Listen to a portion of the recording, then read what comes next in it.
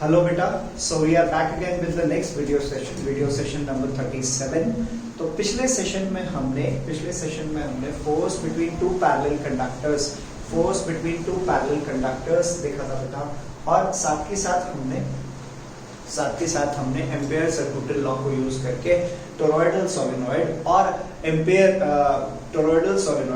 सर्कुटल law को use करके toroidal solenoid और सोलेनॉइड की मैग्नेटिक फील्ड कैलकुलेट की थी बेटा। सो पिछला सेशन जो था उसमें हमने ये सब किया था। आज के सेशन में क्या करने वाले हैं हम लोग? आज के सेशन में मैं एक एनसीईआरटी का इंपॉर्टेंट एग्जाम्पल है वो डिस्कस करूंगा, और हम लोग ये डिस्कस करेंगे, जैसे पढ़ा है हमने कि जब भी किसी एक करंट कैरिंग कंडक्टर को मैग्नेटिक फील्ड में रखा जाता है बेटा, इट एक्सपीरियंसेस अ फोर्स। और अब हम बात करेंगे कि जब भी किसी एक करंट कैरिंग कंडक्टर को या करंट कैरिंग लूप को मैग्नेटिक फील्ड में रखा जाता है तो उसके ऊपर टॉर्क लगती है। जितने भी रोटेटिंग डिवाइसेस होते हैं बेटा, जहां पे भी इलेक्ट्रिक मोटर है, जैसे आपकी वॉशिंग मशीन है, रेफ्रिजरेटर है, जहां पे भी कहीं किसी चीज का सर्कुलेशन हो रहा है, मोटर है जहां पे, वहां पे हम इसी बेसिक प्रिंसिपल का यूज करते हैं। क्या कि जब भी किसी एक करंट कैरिंग कंडक्टर को, whenever a current carrying conductor is placed in a magnetic field, it experiences a force or it experiences a torque। ठीक है, और टॉर्क के लिए पढ़ा है हमने कि दो इक्वल और ऑपोजिट फोर्सेस होंगी, उनका डिफरेंट लाइन ऑफ एक्शन होगा, तो वहां पे क्या लगेगी? टॉर्क लगेगी। ठीक है, तो चलिए देखते हैं। सबसे पहले एनसीईआरटी एग्जांपल, उससे पहले कुछ एक चीजें जो बार बार सभी टीचर्स वीडियो में बोलते हैं, अपना होमवर्क ऐप पे सेंड कीजिए, अपना होमवर्क रेगुलरली सेंड कीजिए, सारे के सारे वीडियोस देखिए। अगर वीडियोस नहीं देखेंगे तो आपका कंटिन्यूएशन ब्रेक हो जाएगा, क्योंकि लाइव क्लासेस भी चल रही हैं, वीडियो क्लासेस भी चल रही है। तो इसी तरह से आपने इन पूरे सेशंस को, इन वीडियो सेशंस को देखना है बेटा। चलिए, तो मैं बात कर रहा हूँ बेटा एग्जाम्पल नंबर 4.8, क्योंकि ये इंपॉर्टेंट एग्जाम्पल है। बाकी और भी एग्जाम्पल्स हैं जो डायरेक्ट फॉर्मूला बेस्ड क्वेश्चंस हैं, तो फॉर्मूला बेस्ड क्वेश्चंस तो आप डायरेक्टली कर सकते हैं, उसमें कोई प्रॉब्लम नहीं है। फॉर्मूलाज हमने डिराइव किए हैं। अब इस क्वेश्चन में क्या कह रहा है कि एक कंडक्टर है जिसका रेडियस क्या है? इस कंडक्टर का रेडियस है बेटा a, और इसमें जो करंट फ्लो कर रहा है वो यूनिफॉर्म करंट फ्लो कर रहा है। इसमें करंट क्या है? क्रॉस सेक्शन के क्रॉस यूनिफॉर्म करंट फ्लो कर रहा है। हमें कहा गया है कैलकुलेट द मैग्नेटिक फील्ड। इसकी वजह से, इस स्ट्रेट कंडक्टर की वजह से हमें मैग्नेटिक फील्ड कैलकुलेट करनी है when R is less than A and R is greater than A। दो केसेस में हमें मैग्नेटिक फील्ड निकालनी है। तो जैसे कहा कि यहाँ पे क्या है, करंट कितना फ्लो कर रहा है? इसमें I फ्लो कर रहा है। तो हम यहाँ पे क्या करेंगे? दो एम्पीरियन लूप लेंगे, एक ये वाला, यहाँ पे R क्या है? ग्रेटर देन A है। इस एम्पीरियन लूप के लिए R लेस देन A है। तो यहाँ पे जो बेसिक कॉन्सेप्ट यूज किया जाएगा वो क्या है कि जब when the value of R is less than A, जब R लेस देन A है तो उस केस में करंट जो होगा वो कम होगा। When R is less than A, total area of cross section के लिए करंट कितना है? I है। तो हम उसको करंट डेंसिटी निकालेंगे, करंट डेंसिटी। तो we know that current density क्या है?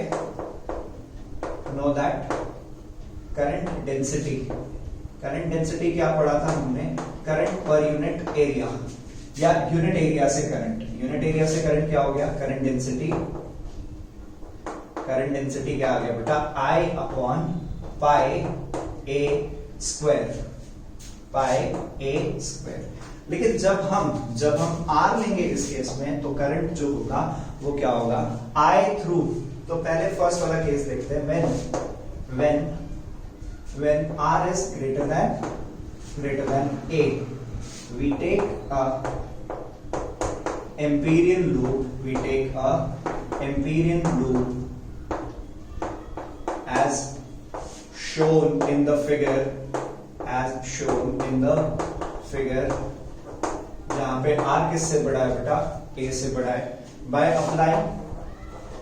by applying Ampere's circuital law, by applying Ampere's circuital law क्या हो गया,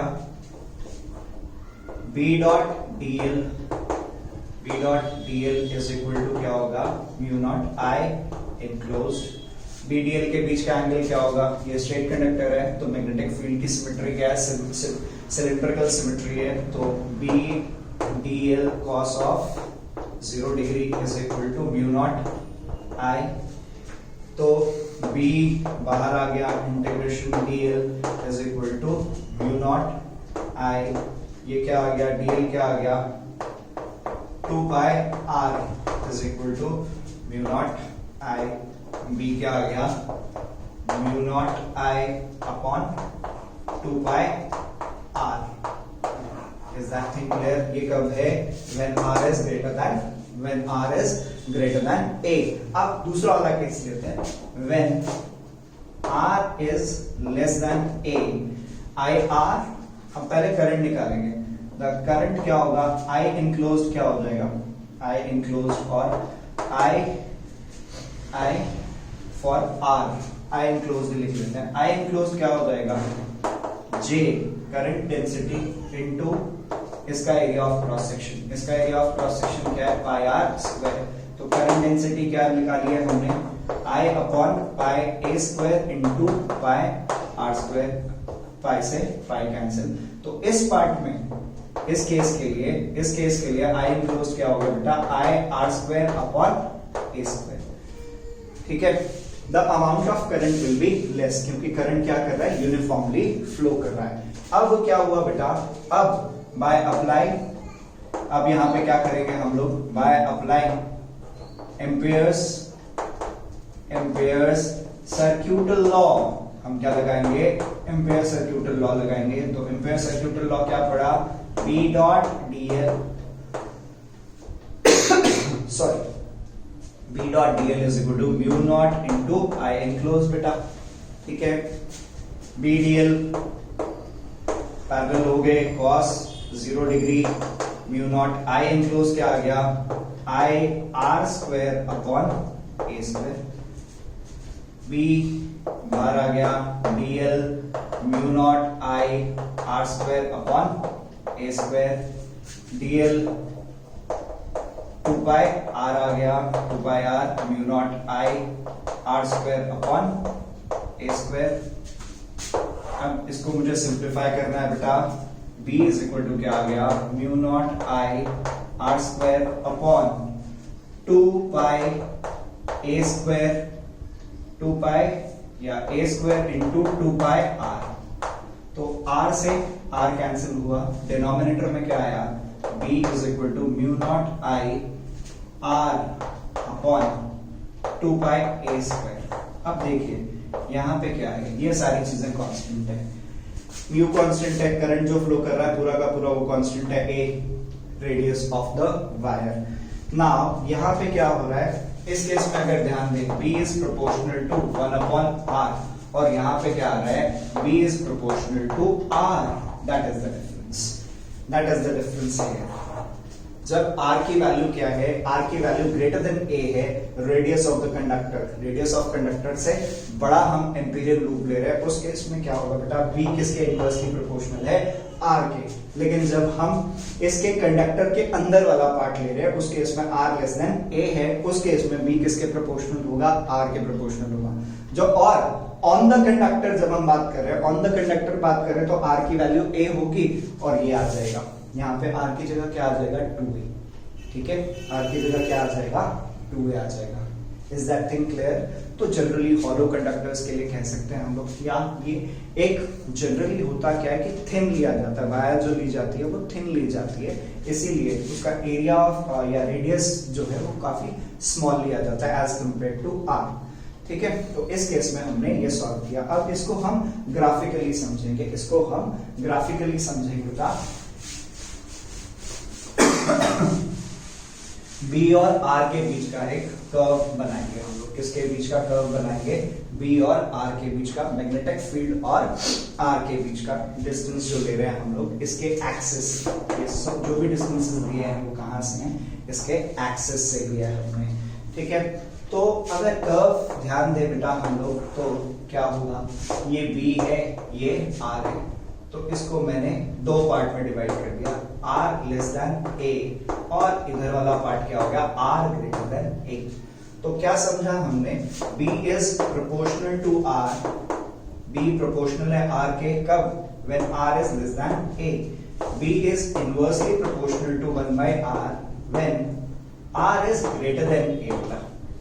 इसी फैक्ट का यूज करना है हमने, या ये कहें, ये स्ट्रेट लाइन आएगा, स्ट्रेट लाइन आएगा क्यों, क्योंकि B किसके प्रोपोर्शनल है, R के, और इसके बाद ये कर्व इस तरह से आएगा। तो इस रीजन में B प्रोपोर्शनल टू R, इस रीजन में B प्रोपोर्शनल टू 1/R। यही बेसिक चीज है इस पर्टिकुलर एग्जाम्पल में मिला। ठीक है, तो ये बहुत अच्छे से समझ आना चाहिए, एनसीईआरटी में भी गिवन है, मैंने बहुत अच्छे से एक्सप्लेन किया आपको। अब इसके बाद कुछ एक और एग्जांपल्स हैं जो डायरेक्ट फॉर्मूला बेस्ड है, जैसे 4.9 है, B is equal to mu naught NI, हमने पढ़ा किसी एक सॉलिनॉइड से मैग्नेटिक फील्ड किसके इक्वल होगी, B is equal to mu naught NI, where n is the number of turns per unit length बेटा। तो इस तरह से और एग्जांपल्स आप कर सकते हैं। ये एक इंपॉर्टेंट एग्जांपल था जिसके अंदर कुछ एक बेसिक कॉन्सेप्ट है, इसीलिए मैंने ये स्पेसिफिकली ये एग्जांपल लिया है। बाकी एग्जांपल्स जो हैं और एग्जांपल्स जो हैं वो डायरेक्ट फॉर्मूला बेस्ड हैं, तो वो आप कर सकते हैं बेटा। ठीक है, और मैं बार बार कह रहा हूँ, हर एक वीडियो में कह रहा हूँ कि जो हम वीडियो में कर रहे हैं that is your class work, वो सबके पास होना ही चाहिए in the form of notes. जो हम वीडियो के अंदर कर रहे हैं बेटा वो क्लास नोट्स हैं, तो वो होने ही चाहिए apart from your homework, apart from your homework generally मैं वही दे रहा हूँ कि यही नोट्स आपको होमवर्क देने हैं, उसके अलावा कुछ कभी कभार कुछ एक क्वेश्चंस दे देते हैं। ठीक है, तो हम ये समझेंगे, जैसे बताया आपको कि जब भी किसी करंट कैरिंग लूप को, और इस पार्ट में हम लोग ये एक तरह से वेरीफाई करेंगे कि एक करंट कैरिंग लूप जो है वो मैग्नेटिक डायपोल की तरह बिहेव करता है। एक करंट कैरिंग लूप जो है वो किसकी तरह बिहेव करता है, मैग्नेटिक डायपोल की तरह बिहेव करता है। ठीक है, तो जैसे बताया आपको कि जब भी किसी करंट कैरिंग लूप को हम मैग्नेटिक फील्ड में रखेंगे तो उसके ऊपर फोर्स लगेगी, और फोर्स के साथ साथ टॉर्क भी लगेगी। ठीक है, तो इसी चीज को हम मैथमेटिकली प्रूव करेंगे। तो torque on a current loop, और हम ये कह रहे हैं कि वो करंट लूप किसकी तरह बिहेव करेगा, करंट लूप किसकी तरह बिहेव करेगा बेटा, एक मैग्नेटिक डायपोल की तरह बिहेव करेगा। करंट लूप किसकी तरह बिहेव करेगा, एक मैग्नेटिक डायपोल की तरह बिहेव करेगा। व्हेन आई से मैग्नेटिक डायपोल, इसका मतलब क्या हो गया, उसका एक नॉर्थ पोल होगा और उसका एक साउथ पोल होगा बेटा। तो हम क्या कर रहे हैं, सबसे पहले टॉर्क निकाल रहे हैं, torque on a current on a rectangular current carrying loop, rectangular current carrying loop in uniform magnetic field। किसी एक यूनिफॉर्म मैग्नेटिक फील्ड में क्या किया हमने, किसी एक रेक्टेंगुलर करंट कैरिंग लूप को रखा हुआ है। देखिए बेटा, तो इसमें क्या करेंगे हम लोग, जो बेसिक्स हमने पढ़ लिए हैं उन बेसिक्स का हम यूज करेंगे बेटा।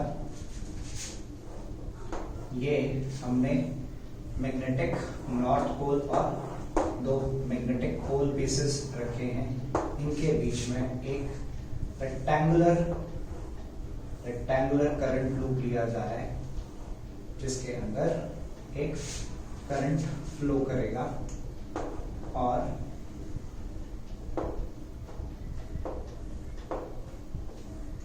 इस लूप के अंदर जब करंट फ्लो करेगा तो इसके ऊपर फोर्स लगेगी बेटा।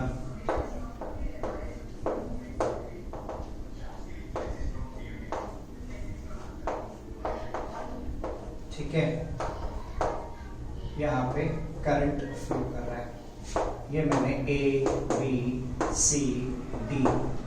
ठीक है, अब क्या कर रहा है हमने, सबसे पहले तो ये एक सिंपल केस लिया है मैंने, we have taken a simple case where the plane of the loop, where the plane of the loop is parallel to the magnetic field, जहां पे क्या है, प्लेन ऑफ द लूप क्या है, मैग्नेटिक फील्ड के पैरेलल है। अब magnetic field की डायरेक्शन कैसे होगी, मैग्नेटिक फील्ड की डायरेक्शन कैसे होगी, नॉर्थ टू साउथ। ये करंट फ्लो कर रहा है, ये करंट आई है, ये करंट आई है, ठीक है। तो मुझे फोर्स की डायरेक्शन निकालनी है। फोर्स कैसे निकलेगी, फ्लेमिंग्स लेफ्ट हैंड रूल से। ये किसको रिप्रेजेंट कर रहा है, ये किसको रिप्रेजेंट कर रहा है, मैग्नेटिक फील्ड को, ये इलेक्ट्रिक करंट को, तो ये किसको रिप्रेजेंट करेगा, फोर्स को रिप्रेजेंट करेगा बेटा। तो देखिए यहाँ पे ये क्या आ गया, मैग्नेटिक फील्ड। और हम यहाँ पे जैसे पहले भी बताया, फोर्स कैसे निकाल सकते हैं, फोर्स की डायरेक्शन कैसे निकाल सकते हैं, I L cross B, that is the simplest thing. Fleming's left hand rule ना लगा के आप इसको लगाएंगे तो मुझे लगता है कि वो सिंपल होता है। I L cross B, I L cross B, I L से किसकी तरफ जाना है, बी की तरफ। इसके ऊपर फोर्स कैसे लगेगी, डाउनवर्ड। ये फोर्स आ गई इसके ऊपर, F1 लिख लिया मैंने इसको सपोज, ठीक है। अब इधर देख लेते हैं, मैग्नेटिक फील्ड की डायरेक्शन क्या है, ये है। तो आई से बीएल की तरफ जाना है, आई से बीएल की तरफ जाना है, तो ये फोर्स क्या हो गई, F2। और ये दोनों फोर्सेस क्या होंगी, इक्वल होंगी, जिसकी वजह से, और इक्वल है और लाइन ऑफ एक्शन इनका डिफरेंट है, इसीलिए ये क्या करेगा, रोटेशन देगा इसको, omega. This is axis of rotation, ये इसका एक्सिस ऑफ रोटेशन है। और ये कैसे घूमेगा, ऐसे, ठीक है बेटा, क्लियर है।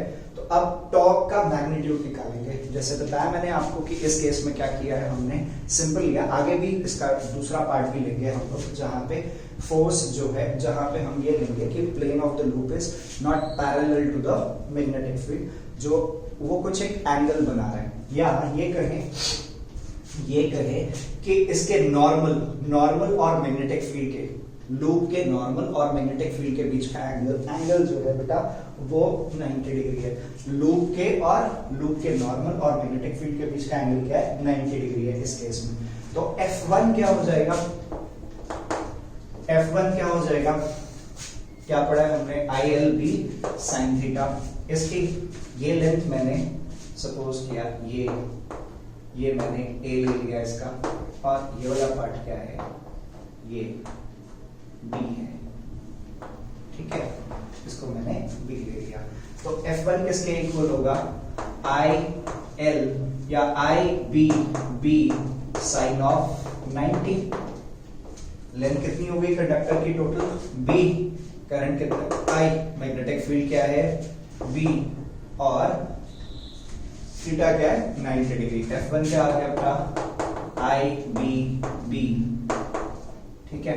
आई हैव नॉट रिटन, वो टेक्सचुअल पार्ट नहीं लिखा मैंने कि कंसिडर कंडक्टर ABCD को लिया है हमने, ये मैग्नेटिक पोल पीसेस हैं, करंट फ्लो करा रहे हैं, तो वो आप लिख लेंगे, ठीक है।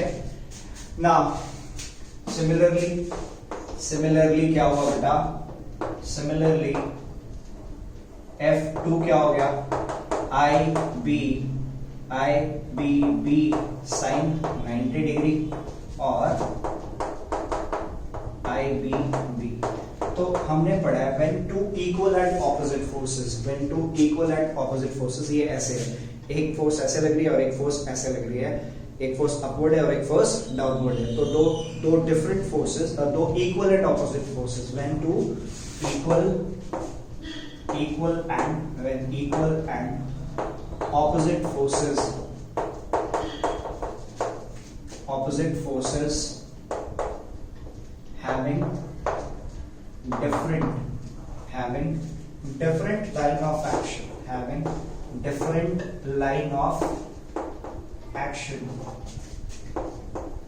different line of action give a rotational effect, yeah, that is responsible for rotational motion, or they will produce a torque or couple। तो उसका मैग्नीट्यूड क्या होगा, मैग्नीट्यूड ऑफ टॉर्क क्या होगा, एक्सिस ऑफ रोटेशन से इसका डिस्टेंस, फोर्स का distance क्या हो गया, a/2, इधर क्या हो गया, a/2। therefore the magnitude of the therefore the magnitude of the torque in this case, magnitude of the torque in this case will be, वो क्या हो जाएगा बेटा, वो क्या हो जाएगा, magnitude of the torque in this case will be, वो क्या हो जाएगा, torque is equal to क्या आ गया, F1 into A by 2 plus F2 into A by 2, F1 into A by 2 और F2 into A by 2 हो गया बेटा, ठीक है। F1 into A by 2, F2 into A by 2, F1 की value I B B A by 2 plus I B B into A by 2, तो इसको simplify करेंगे, I B B कॉमन आ जाएगा, या ये क्या आ जाएगा, torque is equal to I A into B into B, A into B क्या होगा, इस रेक्टेंगुलर लूप का area, here A is equal to AB, तो torque is equal to क्या आ गया, torque is equal to क्या आ गया, IA B, torque is equal to क्या आ गया, IA B। अब ये जो क्वांटिटी है, इसको कहते हैं मैग्नेटिक मोमेंट, इसको क्या कहते हैं, मैग्नेटिक मोमेंट, या टॉर्क इज इक्वल टू क्या आ गया, mb, torque is equal to क्या आ गया, mb, या टॉर्क इज इक्वल टू लिखेंगे mb sin theta, here theta is equal to 90 degree. इस केस में थीटा क्या है, बिल्कुल सिमिलर हो गया, ये किसके, बिल्कुल सिमिलर हो गया डायपोल की, इलेक्ट्रिक डायपोल की टॉर्क, इलेक्ट्रिक डायपोल की टॉर्क क्या था, PE sin थीटा, P क्या था, electric dipole moment, E electric field, similar, ये क्या हो गया, मैग्नेटिक मोमेंट, और ये क्या आ गया, मैग्नेटिक फील्ड और sin थीटा। इस केस में थीटा क्या है, 90 डिग्री। थीटा हमेशा कौन सा एंगल है बेटा, theta is the angle between normal और मैग्नेटिक फील्ड का एंगल, हमेशा थीटा कौन सा एंगल है, theta is the angle between normal to the magnetic field,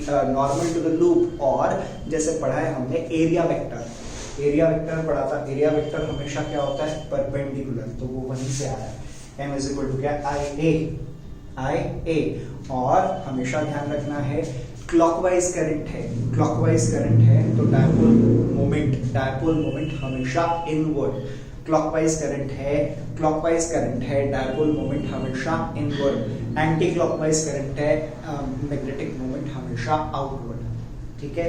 clockwise current है, ध्यान से सुने बेटा, क्लॉकवाइज करंट है तो क्या होगा, मैग्नेटिक मोमेंट इनवर्ड होगा, और एंटी क्लॉकवाइज करंट है तो आउटवर्ड होगा। देखिए करंट कैसा है इसमें, क्लॉकवाइज, मैग्नेटिक मोमेंट की डायरेक्शन क्या होगी, ये, मैग्नेटिक फील्ड की डायरेक्शन क्या होगी, ये B, और टॉर्क इज इक्वल टू क्या आया, mb sin थीटा, या इसको क्या लिखेंगे, torque is m cross b, cross product किसका, मैग्नेटिक मोमेंट और मैग्नेटिक फील्ड का क्रॉस प्रोडक्ट, ये आगे टॉर्क, ठीक है बच्चे। तो वेक्टर्स का यूज, जैसे पहले भी बोला था कि वेक्टर्स का यूज एक्सटेंसिवली होना है, वेक्टर्स का यूज होगा, और अब समझ में आ रहा होगा जो डिफरेंशिएशन हमने 11th क्लास में की थी, अब अच्छा लग रहा होगा कि जो डिफरेंशिएशन हमने 11th क्लास में की थी, जब हमने चेन रूल किया था, प्रोडक्ट रूल किया था और कोशेंट रूल किया था, अब आपको अच्छे से समझ आ रहा होगा, बिकॉज अब तक आपने मैथ्स में डिफरेंशिएशन बहुत अच्छे से कर ली होगी, ठीक है। तो वो सब हमने वहां पे कर लिया था, ठीक है। चलिए अब नेक्स्ट केस देखेंगे, ये समझ में आ गया कि टॉर्क किसके इक्वल है, mb sin थीटा। इस केस में theta perpendicular to the loop, इस केस में जैसे मैग्नेटिक मोमेंट ये है, मैग्नेटिक मोमेंट डाउनवर्ड है और मैग्नेटिक फील्ड ये है, तो दोनों के बीच का एंगल क्या है, 90 डिग्री, तो ये हमने पहले इनिशियली एक सिंपल केस लिया है। ये डेरिवेशन बेटा बहुत इंपॉर्टेंट है, टॉर्क का डेरिवेशन पूछा जाता है, ठीक है। अब हम क्या करेंगे, व्हेन क्या होगा, मैग्नेटिक मैग्नेटिक डायपोल जो है, या ये समझ में आया कि कोई भी एक करंट लूप किसकी तरह बिहेव कर सकता है, कर सकता है, मैग्नेटिक डायपोल की तरह बिहेव कर सकता है। Current loop will behave like a magnetic dipole. और m इज इक्वल टू क्या होगा, NIA भी लिख सकते हैं। n क्या होगा, number of turns, I current, और a क्या है, एरिया। ठीक है, तो अभी तक हमने ये समझा कि टॉर्क इज इक्वल टू क्या है, m क्रॉस b होगा, या मैग्नीट्यूड क्या होगा टॉर्क का, mb sin थीटा। अब इसी को हम लोग और अच्छे तरह से समझेंगे। अब इसको मैंने ऐसे ले लिया कि सपोज किया कि ये लूप है, ठीक है, ये लूप की ये वाली साइड है, ठीक है, ये F1 फोर्स है, इधर F2 फोर्स है, ठीक है, या थोड़ा सा टेढ़ा ले लेते हैं हम इसको, ऐसे सपोज ये फोर्स लग रही है और ये फोर्स है F1 और ये क्या है F2, और ये टोटल क्या होगा A। नाउ ये लूप है, लूप के नॉर्मल M क्या होना है, लूप के नॉर्मल परपेंडिकुलर, और ये मैंने अज्यूम किया कि ये मैग्नेटिक फील्ड है। ये क्या अज्यूम किया मैंने, ये मैग्नेटिक फील्ड है, ठीक है। तो ये वाला एंगल क्या हो गया, थीटा। तो इधर देखो बेटा ध्यान से, ये टोटल क्या है, ये क्या है, a/2, ये क्या है, a/2, ठीक है। ये वाला एंगल क्या हो गया, थीटा है, तो ये वाला एंगल क्या होगा, ये वाला एंगल क्या हो जाएगा, दिस एंगल विल बी, ये डिस्टेंस जो है आपका, ये डिस्टेंस क्या है, a/2 है, ये डिस्टेंस क्या है, a/2 है। अब ये नॉर्मल है लूप के, ये थीटा है, तो ये वाला एंगल क्या होगा, 90 माइनस थीटा, और ये वाला एंगल क्या होगा, थीटा, ये वाला एंगल क्या होगा, थीटा। अब मुझे फोर्स के लिए ये एक्सिस ऑफ रोटेशन है, मुझे ये परपेंडिकुलर डिस्टेंस चाहिए, ये एंगल थीटा है, ये a/2 है, तो ये परपेंडिकुलर डिस्टेंस क्या होगा बेटा, a/2 sin थीटा। ये वाला परपेंडिकुलर डिस्टेंस क्या होगा, a/2 sin थीटा। ऐसे ही ये वाला भी परपेंडिकुलर डिस्टेंस क्या होगा, फोर्स के लिए परपेंडिकुलर डिस्टेंस क्या हो जाएगा, a/2 sin थीटा। F1 पढ़ा था हमने, F1 क्या था, I/B, F2 क्या था, I/B, ठीक है, दोनों फोर्सेस इक्वल एंड ऑपोजिट। और इस केस में जो परपेंडिकुलर डिस्टेंस आएगा, मैग्नीट्यूड ऑफ टॉर्क क्या हो जाएगा, मैग्नीट्यूड ऑफ टॉर्क क्या आ जाएगा बेटा, tau F1 into a/2 sin theta, perpendicular distance ये वाला समझ आ गया। ये थीटा है, ये a/2 है, हाइपोटेन्यूज हो गया, ये परपेंडिकुलर हो गया, तो परपेंडिकुलर वाली साइड हमेशा sin थीटा और ये वाली साइड क्या होगी, cos थीटा। तो ये भी क्या आ गया, perpendicular distance a/2 sin theta, F2 a/2 sin theta. Values put करेंगे बेटा, F1 I/B a/2 sin theta plus I/B a/2 sin theta. दोनों में से क्या कॉमन आ गया बेटा, I/B sin थीटा कॉमन आ गया, a/2 प्लस a/2, a हो गया I/A/B sin थीटा, ठीक है। अब ये मैग्नीट्यूड ऑफ टॉर्क आ गया, टॉर्क इज इक्वल टू क्या हो गया, ये क्या है, I/A/B sin थीटा। और n नंबर ऑफ टर्न्स होंगे, अगर n नंबर ऑफ टर्न्स होंगे तो क्या आ जाएगा, NIA/B sin ऑफ 90। ये मैग्नीट्यूड है, NIA को क्या लिख देंगे, मैग्नेटिक मोमेंट, तो MB sin theta. Torque is equal to क्या हो गया, वेक्टर फॉर्म में m क्रॉस, ठीक है बच्चे। इस तरह से हमने क्या कर दिया,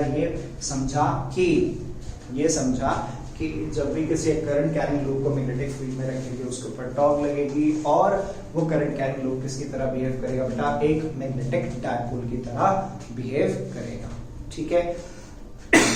हमेशा ध्यान रखना है, theta is the angle between normal to the loop and magnetic field. या नॉर्मल, जैसे बताया आपको मैग्नेटिक मोमेंट हमेशा नॉर्मल ही होगा, मैग्नेटिक मोमेंट हमेशा नॉर्मल ही होगा। क्लॉकवाइज करंट होगा तो इनवर्ड, एंटी क्लॉकवाइज करंट होगा तो आउटवर्ड। मैग्नेटिक मोमेंट हमेशा क्या होगा, नॉर्मल ही होगा लूप के, इसीलिए मैग्नेटिक मोमेंट और मैग्नेटिक फील्ड के बीच में एंगल है थीटा। ठीक है बच्चे, तो होप आपको बहुत अच्छे से समझ आएगा। इसको ध्यान से पढ़ेंगे, ध्यान से देखेंगे और इसको पूरा अच्छे से नोट करेंगे, और इसको एनसीईआरटी से भी करना है आपने। और जो एग्जांपल्स बताए मैंने आपको 4.8 डिस्कस किया हमने, 4.9 और 4.10, वो दो एग्जांपल्स जो हैं सिंपल फॉर्मूला बेस्ड हैं, तो वो आप कर सकते हैं। ठीक है, थैंक यू बेटा।